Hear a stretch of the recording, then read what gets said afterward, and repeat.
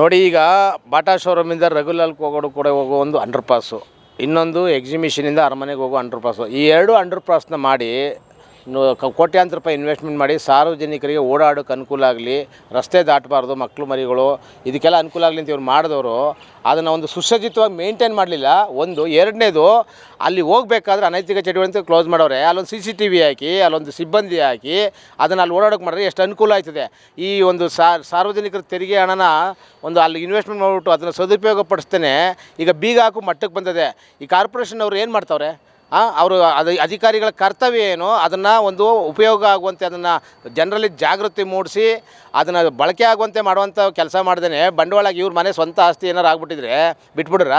ಸಾರ್ವಜನಿಕ ಆಸ್ತಿ ಯಾರು ದುಡ್ಡು ಎಷ್ಟು ಬಂಡವಾಳ ಹಾಕೋರೆ ಅಂದರೆ ತೆರಿಗೆ ಮತ್ತು ದುಡ್ಡು ಅಂದರೆ ಇವ್ರು ಬೇಕಾದಂಗೆ ಮಾಡ್ಬೋದು ಅಂತ ಅರ್ಥನಾ? ನಾನು ಏನು ಎಚ್ಚರಿಕೆ ಕೊಡ್ತಾಯಿದ್ದೀನಿ ಕಾರ್ಪೊರೇಷನವ್ರಿಗೆ, ಆಯುಕ್ತರಿಗೂ ಸೇರಿಸಿ ಸಂಬಂಧಪಟ್ಟವ್ರು ಇದ್ರ ಬಗ್ಗೆ ಶೀಘ್ರ ಗಮನ ಹರಿಸಿ ಅದನ್ನು ಸುಸಜ್ಜಿತವಾಗಿ ಮೇಂಟೈನ್ ಮಾಡಬೇಕು, ಜನಕ್ಕೆ ಜಾಗೃತಿ ಮೂಡಿಸ್ಬೇಕು. ಇಲ್ಲಿ ಎರಡು ಅಂಡರ್ ಪಾಸ್ ಅವೆ ಅಂತ ಇದುವರೆಗೂ ವರ್ಷಾನುಗಟ್ಟಲೆ ಆಯಿತು. ಅಲ್ಲಿ ನೋಡಿದ್ರೆ ಎಲ್ಲ ಕೊಳತು ನಾರ್ತಾವೆ, ಯಾರಾದರೂ ಏನಾದರೂ ಮಾಡಿದ್ರು ಗೊತ್ತಾಗಲ್ಲ. ಆ ಮಟ್ಟಕ್ಕೆ ಇದೀಗ ಬೀಗ ಹಾಕು ಮಟ್ಟಕ್ಕೆ ಪರಿಸ್ಥಿತಿ ತಂದವ್ರೆ. ಮೊದಲು ಅದನ್ನು ರಿಪೇರಿ ಅದೇನಿದೆ ಸುಸಜ್ಜಿತವಾಗಿ ಅದನ್ನು ಕ್ಲೀನ್ ಮಾಡಿಸಿ ಅದಕ್ಕೆ ಏನು ಭದ್ರತೆ ಬೇಕು CCTV ಹಾಕಿ ಆ ಅಂಡರ್ ಪಾಸಲ್ಲಿ ಜನಗಳು ಓಡಾಡುವಂತೆ ಜಾಗೃತಿ ಮೂಡಿಸ್ಲಿ. ಮೇಲೆ ರೋಡಲ್ಲಿ ರಸ್ತೆ ಓಡಾಡುವಾಗ ಏನಾರು ಅನಾಹುತ ಆದಾಗ ಏನು ಆಮೇಲೆ ಸಾರ್ವಜನಿಕರು ಶೀಘ್ರವಾಗಿ ರೋಡ್ ದಾಟಕ್ಕೆ ಸುಲಭ ಆಗಲ್ಲ. ಈ ಅಂಡರ್ ಪಾಸ್ ಮಾಡಿರೋದು ಆ ಉದ್ದೇಶಕ್ಕೆ. ಆ ಉದ್ದೇಶನ ಬಿಟ್ಬಿಟ್ಟು ಕಣ್ಣು ಮುಚ್ಕೊಂಡು ಕೂತ್ಕೊಳ್ಳೋ ಅಧಿಕಾರಿಗಳು, ನಿಮಗೇನಾದರೂ ಒಂದು ಜವಾಬ್ದಾರಿ ಇದೆಯಾ? ಒಂದು ಮೈಸೂರು ಮಹಾನಗರ ಪಾಲಿಕೆ ಬೆಳೀತಾ ಇರುವಂಥ ಒಂದು ದೊಡ್ಡ ನಗರ, ಇನ್ನೂ ಹೆಚ್ಚಿನ ಅಂಡರ್ ಪಾಸ್ಗಳು ಮಾಡಬೇಕು, ಅದಕ್ಕೆ ಬಗ್ಗೆ ಒಂದು ಇದು ಮಾಡಬೇಕು ಅಂತ ಬಿಟ್ಬಿಟ್ಟು ಇರುವೇ ಒಂದು ಕೊಳತು ನಾರೋಂಗೆ ಮಾಡ್ತಾಯಿರಲ್ಲ.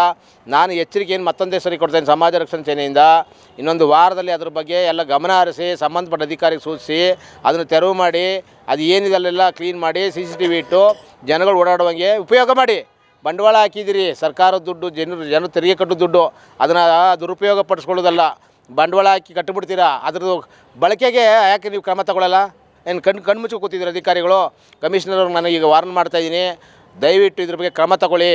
ಖಂಡಿತ ಅಲ್ಲಿ ಈಗ ದಸರಾಗೆ ಏನು ರಾಜ್ಯ ಈ ದೇಶದ ಏನಲ್ಲ ಹೊರದೇಶದ ಜನಗಳೆಲ್ಲ ಬರ್ತಾರೆ, ಅನುಕೂಲ ಆಗುವಂತೆ ಅದನ್ನು ವ್ಯವಸ್ಥೆ ಮಾಡಿ ಆ ಜನದಟ್ಟಣೆನ ಇದರಿಂದ ಸ್ವಲ್ಪ ಕಡಿಮೆ ಮಾಡ್ಬೋದು, ಓಡಾಡೋರ್ಗೆ ಅನುಕೂಲ ಆಗುತ್ತೆ.